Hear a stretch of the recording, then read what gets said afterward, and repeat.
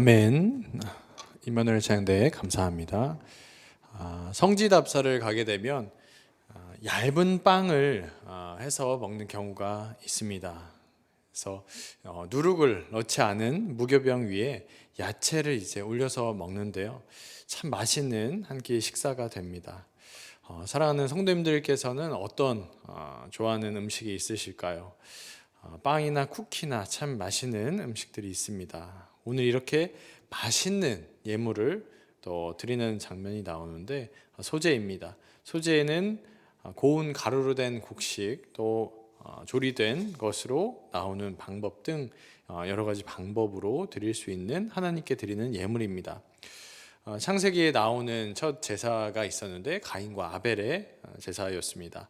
아벨과 가인 같은 경우가 이제 그때 제사를 드릴 때 아벨의 제물은 짐승이었고 가인의 제물은 곡식이었습니다. 그때 소제 이 곡식의 제사가 나오는데 민하라고 해서 선물이라는 의미입니다.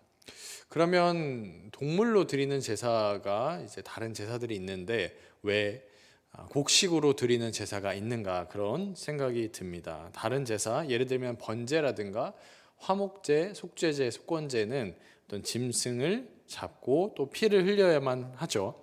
그런데 소제는 곡물로 드립니다. 왜 곡물로 드릴까요? 그 이유는 대표적으로 두 가지 정도가 있습니다. 첫 번째는 하나님께 대한 하나님과의 관계에서의 감사의 의미가 있습니다. 신명기 26장 9절과 10절의 말씀을 같이 읽어보겠습니다. 신명기 26장 9절과 10절의 말씀입니다. 이곳으로 인도하사 이 땅 곧 젖과 꿀이 흐르는 땅을 주셨나이다. 여호와여 이제 내가 주께서 내게 주신 토지 소산의 만물을 가져왔나이다 하고 너는 그것을 내 하나님 여호와 앞에 두고 내 하나님 여호와 앞에 경배할 것이며. 아멘. 그래서 첫 번째 것이 이 감사의 의미가 있습니다. 하나님과 이제 관계가 없는 사람들에 있어서는 의미가 없겠지만 이스라엘 백성들과의 관계가 있었습니다. 하나님과 관계가 있었습니다. 그래서 그 땅에서 거둔 열매들, 곡식들의 처음 익은 열매를 가지고 나와서 하나님께 경배하고 감사하는 의미가 이것에 담겨 있습니다. 두 번째는 나눔입니다. 나눔. 그래서 이 소제를 드린 이유가 이 나눔으로 제사장들에게 또 레위인들에게 나누기 위한 것으로 사용이 되었습니다. 그 이유는 그들은 자신의 땅이 없었습니다. 다른 사람들은 다 자신의 땅에서 토지의 소산이 있었는데 이들은 분깃 기업이 없었습니다. 그래서 그들이 먹고 살기 위해서 그들에게 나눌 것이 필요했습니다. 그래서 하나님께서 소제를 드리라고 하나님께 나올 때 이 곡식 제사를 드릴 텐데 그것을 가져오면 남은 것이 있었습니다. 그러면 그것이 그들의 몫이 되었습니다. 그래서 여호와께 드린 그 한 움큼을 제외한 부분은 제사장과 레위인들의 것으로 사용이 되었습니다. 그래서 1절부터 3절에서는 조리가 되지 않은 상태에서의 이 소제를 다루고 있고 4절 이하에서는 조리를 해서 드리는 그러한 소제의 방법을 다룹니다. 그래서 1, 2, 3절을 보면 같이 1절을 볼까요? 1절을 다시 한번 보겠습니다. 네, 같이 읽어보겠습니다. 누구든지 소제의 예물을 여호와께 드리려거든 고운 가루로 예물을 삼아 그 위에 기름을 붓고 또 그 위에 유향을 놓아. 첫 번째는 고운 가루로 이제 만들어서 가지고 오는 것이죠. 우리가 이래서 밥을 만들 때도 그냥 쌀밥이 있잖아요. 쌀밥은 이제 잘 갈아서 나온 거고 잘 갈아놓지 않은 도정이 잘 되지 않은 현미밥이 있고 또 오븐도미가 있고 이런 식으로 잘 갈아놓은 형태에 따라서 도정을 한 형태에 따라서 종류가 다른데 여기 나온 것은 이제 고운 가루까지 만들어서 그 과정을 거쳐야 된다라는 것이죠. 이렇게 그 과정으로 준비하는 과정이 그 예물을 선물을 하나님께 가져오는 사람의 역할이었습니다.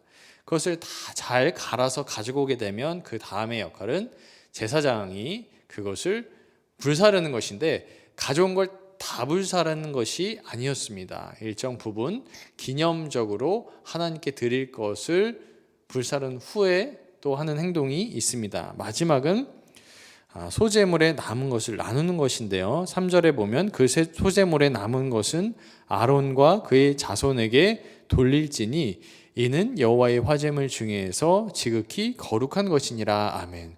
그래서 그것을 하나님께 일정 부분 드리고 남은 것은 여호와의 것인데 그것이 레위인의 것이 되었다라고 말씀하고 있습니다. 아론의 자손들에게 나누는 것이다라고 말씀하고 있습니다.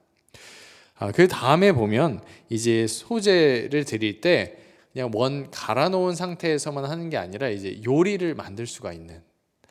그래서 예를 들어 성도님들이 화덕에 뭔가 만드는 것을 요리하거나 또 철판에 이제 요리를 한다거나 냄비에 그래서 어떤 것들을 요리를 할 수 있잖아요. 동일한 방법으로 4절에 보면 화덕에 이 곡물을 굽는 방식으로 소재의 예물을 준비할 수가 있습니다. 예물을 준비하는 사람이.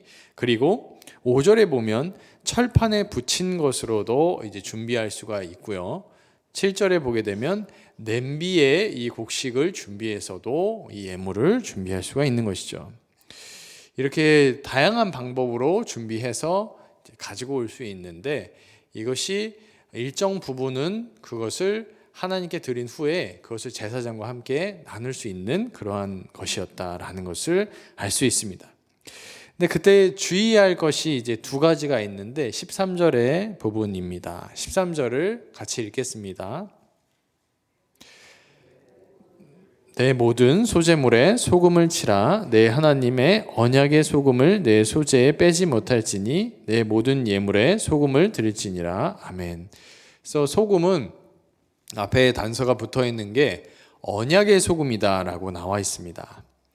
그래서 이 소금이 그냥 뭔가 간이 안 되어 있으니까 소금을 친다라는 의미가 아닙니다. 이것이 언약의 소금이어서 이 자체, 이 소금을 치는 행위가 언약의 소금, 언약의 기초에서 이 소재가 드려지고 있다라는 것이죠. 하나님께서 그들의 언약의 주체이시다라는 것입니다.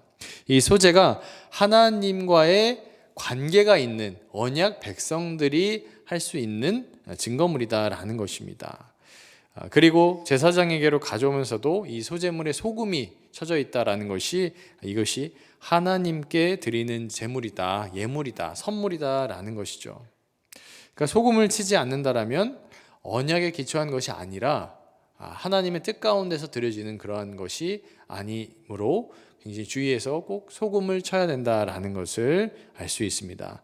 반면에 빼야 될 것, 넣지 말아야 될 것이 있는데 그것이 누룩, 이스트였는데 그것을 레위기 2장 11절에서 말씀하고 있습니다. 이것도 같이 읽어보겠습니다. 시작. 너희가 여호와께 드리는 모든 소재물에는 누룩을 넣지 말지니 너희가 누룩이나 꿀을 여호와께 화제로 드려 사르지 못할지니라. 아멘. 누룩을 제하라는 것이 11절 말고 4절하고 5절에도 나옵니다. 그래서 세 번이 나옵니다. 그래서 누룩은 이 본문에서만 나오는 것이 아니라 출애굽기에서 출애굽할 때 누룩을 제하라라는 것이 나오죠. 그래서 누룩이 들어가지 않은 것을 먹으라라고 하면서 이 무교절을 구별해서 지켰습니다. 그래서 출애굽기 13장 3절에 보면 이렇게 말씀합니다. 제가 읽겠습니다. 모세가 백성에게 이르되 너희는 애굽 곧 종되었던 집에서 나온 그날을 기념하여 유교병을 먹지 말라. 여호와께서 그의 손의 권능으로 너희를 그곳에서 인도해 내셨음이니라. 아멘.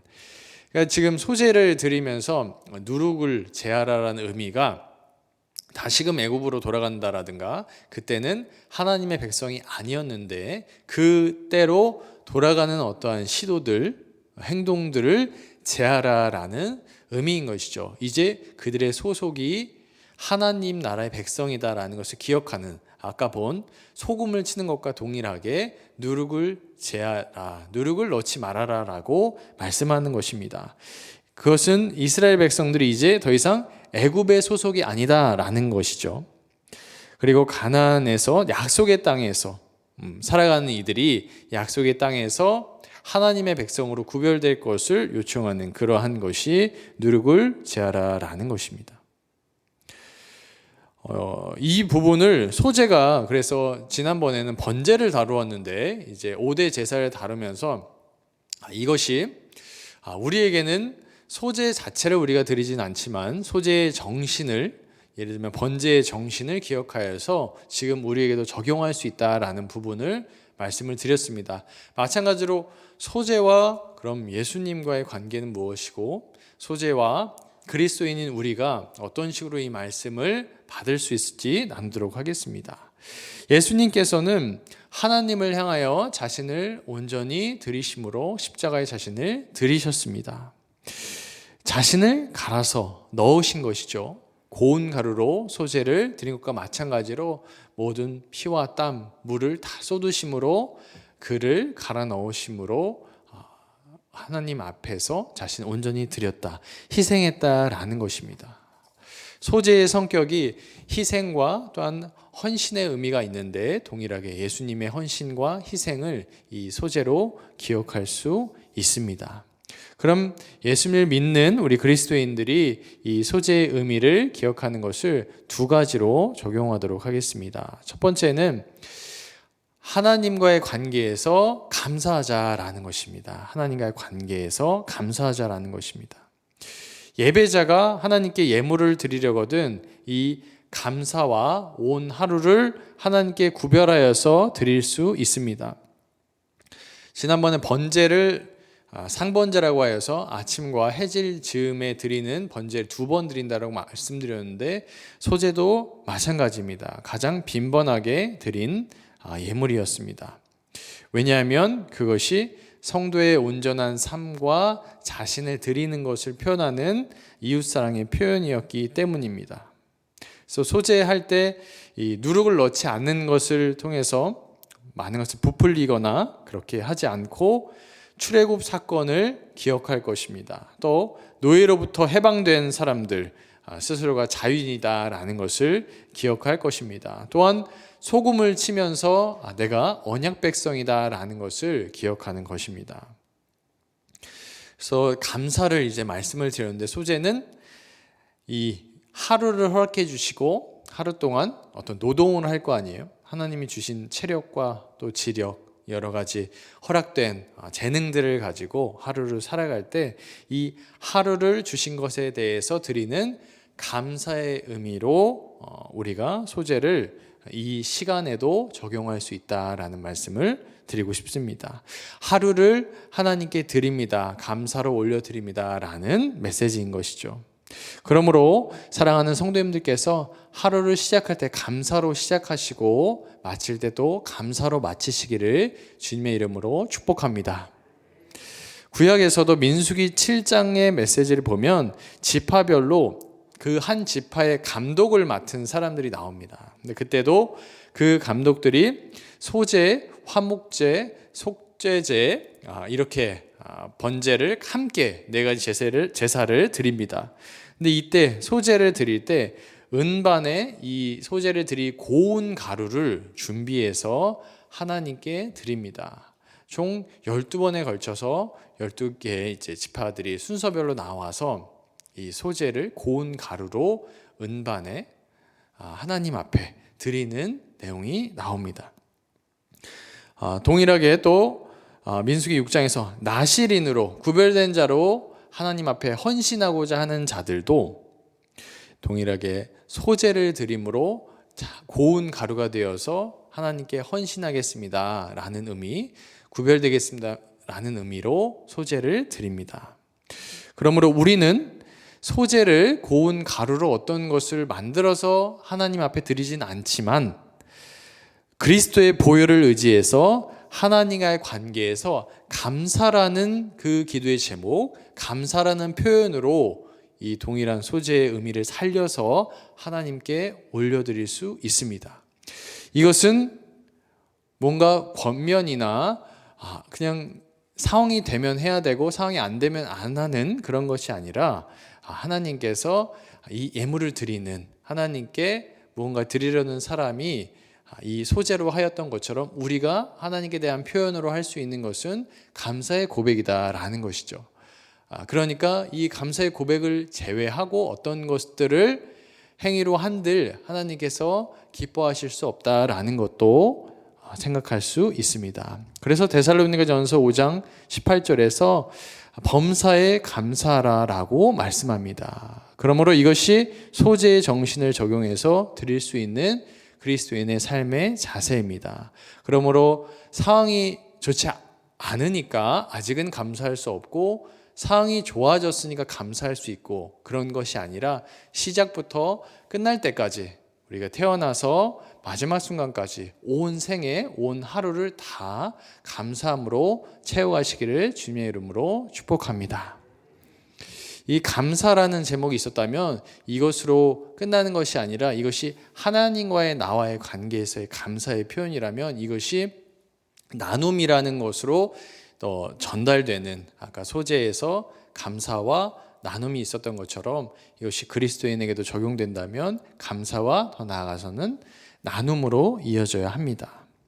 하나님께서 주신 교회, 이 믿음의 요람인 교회를 위한 헌신이 그것입니다.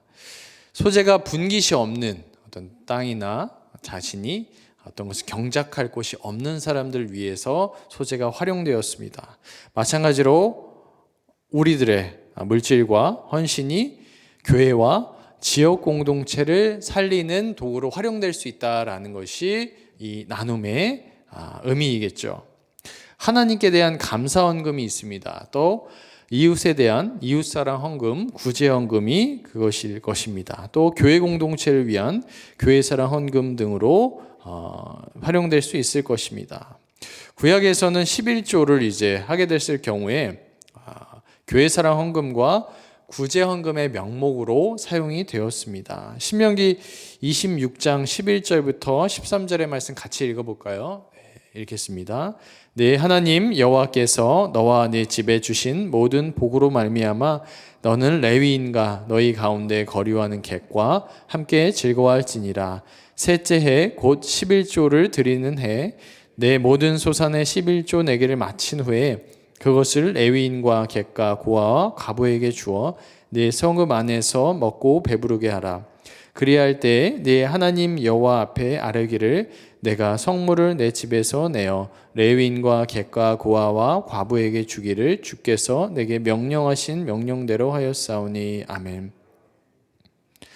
그러니까 소재를 드리면서 기업이 없는 레위인과 함께하였다라는 것이고요. 셋째에 레위인과 객, 나그네, 고아, 과부에게 주었다라는 것입니다. 그들을 먹고 배부르게 하였다라는 것이죠. 그것이 구약에서 어떤 하나님의 은혜 받은 백성들이 그들의 나누는 그 감사를 나눌 수 있는 사랑의 표현의 방식이었다라는 것이고요. 그것이 구약에서만 종결된 것이 아니라 신약에서 야고보서 1장 27절에 동일하게 이렇게 말씀합니다. 이 말씀도 같이 읽어보겠습니다. 하나님 아버지 앞에서 정결하고 더러움이 없는 경건은 곧 고아와 과부를 그 환난 중에서 돌보고 또 자기를 지켜 세속에 물들지 아니하는 그것이니라. 아멘. 그래서 하나님 앞에서 깨끗한 사람이 몸을 매일매일 씻는 사람이 깨끗한 사람일까요? 혹은 다른 사람들이 보기에 아름다울 수 있는 외모를 잘 만들어간 사람이 깨끗한 사람일까요? 성경에서 이 야고보서 1장 27절에서는 하나님 앞에서 깨끗한 사람은 또 더러움이 없는 사람은 다음과 같다라고 말씀하죠. 그리고 하나님 앞에 하나님을 두려워하는 사람들은 다음과 같다라고 말씀합니다. 그 사람은 경건한 사람인데 하나님을 두려워하는 사람인데 하나님 두려워하는 사람은 나그네, 고아, 과부를 돌보는 사람이다라고 또 말씀하고 있습니다. 또한 더럽지 않다라는 것이 이제 세상 속에 물들지 않도록 자신을 잘 지켜낼 수 있도록 해야 한다라고 말씀합니다. 이 말씀이 구약에서부터 신약까지의 부분에서 또 다른 이들에게 나눌 수 있는 어떤 메시지로 우리에게 주시는 말씀입니다. 그래서 우리 공동체 가운데서 기도하고 또 기도해야 될 제목이 이 지역사회에 또 교회 내에 또 외부에 이러한 형편들에 있는 분들이 없는지를 또 잘 살피면서 그들을 위해서 기도하며 또 나눌 수 있는 그러한 공동체의 사랑이 있기를 주님의 이름으로 축복합니다. 근데 이런 부분을 이제 구약에 있는 아브라함에게서도 이제 살펴볼 수 있는데요. 아브라함과 이제 그의 조카의 이 이웃 사랑의 내용들이 전혀 달랐습니다. 아브라함이 어땠냐? 아브라함이 굉장히 이제 뜨거운 날이었는데 그날 문 앞에서 장막 문 앞에서 이렇게 앉아 있었던 거예요. 쉬고 있었었는데 창세기 18장의 이야기입니다. 그때 나그네 3명이 그 맞은편에서 이제 다가오는 것이 보였습니다. 그러자 달려가서 그들을 영접하며 몸을 땅에 굽히고 그들에게 이야기한 것이죠. 내 주여, 내가 주께 은혜를 입었사오며 원하건대 종을 떠나 지나가지 마시옵고 물을 조금 가져오게 하사 당신들의 발을 씻으시고 나무 아래에서 쉬소서라고 말씀합니다. 이렇게 이야기하고 나서 급히 가서 5절에서는 떡을 이제 가지고 와서 식사를 하게 합니다. 6절에서 아브라함 급히 장막으로 가서 아내에게 이제 이야기를 하는 거예요. 사라에게 가서 곡식 새 스아 한 36리터 정도의 쌀을 고운 가루로 된 것을 가지고 그것을 나그네 온 3명을 대접할 수 있게 36리터 정도면 굉장히 많은 양이잖아요. 그러니까 굉장히 많은 양을 그 나그네를 환대할 수 있도록 사용해라라고 떡을 만들어라고 말합니다. 반면에 그의 조카는 그렇지 않고 조금 다른 모습의 내용을 이제 19장에서 하는 모습을 볼 수가 있습니다. 이것을 보면서 이 소재와 같이 이 고운 가루로 내어서 정말 길을 그냥 떠돌고 있는 어디로 가는지 알 수 없는 그 나그네를 향하여서 사용한 그의 관심과 사랑이 하나님의 언약 백성이라고 하는 자녀들이 자연스럽게 행동해야 할 삶의 지침이자 영역이다라고 성경에서는 말씀하고 있습니다. 이것이 구약이나 신약이다라는 것을 초월하여서 성경의 메시지는 하나님의 언약 백성이다, 하나님을 사랑한다라고 하는 사람들이 감사를 표현할 수 있고 그것을 객을 위하여서, 값을 위하여서, 소외된 자들을 향하여서 물질과 마음을 사용한다라고 말씀합니다. 우리 교회 전체와 또한 교회 각 지체분들, 이 자리에 앉아있는 사랑하는 성도님들이 또한 하나님을 뜨겁게 사랑하시고 그 뜨겁게 사랑하는 가운데 매일의 일상을 감사로 채워나가시고 그 감사가 나를 향한 감사뿐만 아니라 주변에 있는 사람들을 돌아볼 수 있고 감사를 표현할 수 있는 나눔으로 이어지시기를 주님의 이름으로 축복합니다. 기도하겠습니다.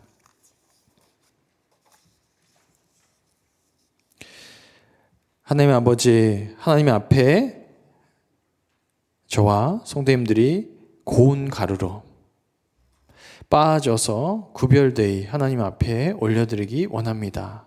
우리의 하루하루를 고운 가루가 되어서 하나님께 감사로 또한 나눔으로 나아갈 수 있도록 인도하여 주시옵소서. 하나님께 나아감같이 이웃에게 굶주린 이들에게 빵으로, 생명의 빵으로 또한 영원한 빵으로 나아갈 수 있도록, 전할 수 있도록 또 인도하여 주시옵소서. 오늘 소재를 통하여 형제의 사랑으로 나아가길 또 말씀하여 주셨사오니 그 말씀에 순종하여 매일매일 또 저와 성도님들이 자신의 몸과 마음을 쳐서 복종함으로 이 소재와 같이 또 이웃 사랑할 수 있도록 인도하여 주시옵소서. 하나님께서 말씀 가운데 또한 알려주시고 또한 하나님의 말씀으로 나아가게 하심에 감사드리오며 이 모든 말씀 예수 그리스도의 이름으로 기도드립니다. 아멘.